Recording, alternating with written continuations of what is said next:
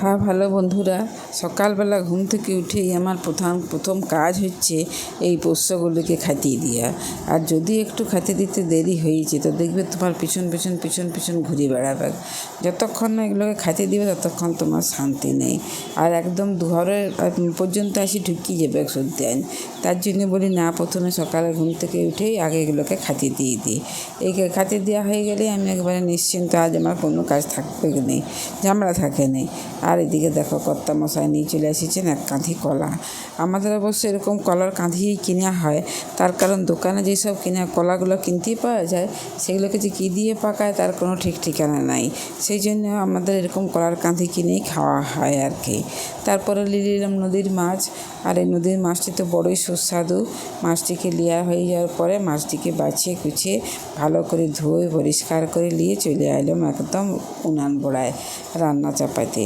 তো এই যে রান্নাটা বসাই দেবো আমি, এবারে রান্নাও বসাই দিয়েছি। এরপরে এক এক করে রান্নাগুলোও সারিয়ে নিই। তো চলো আজকে কী করেছি দেখো। প্রথমে ভাত, আর এখানে দিয়েছি করলা ভাতে, এটাকে তেল দিয়ে মাখতে হবে। তারপরে করেছি মোচার তরকারি, আর এদিকে নদীর মাছের ঝাল তো আছেই, তার সঙ্গে একটা দারুণ জিনিস আছে। আর দেখো রসুন আর কাঁচা লঙ্কা দিয়েছি শামুকের চচ্চড়ি। এইটাতে লাগবে কিন্তু খেতে, শুধু এটা দিয়েই ভাত খাওয়া হয়ে যায়।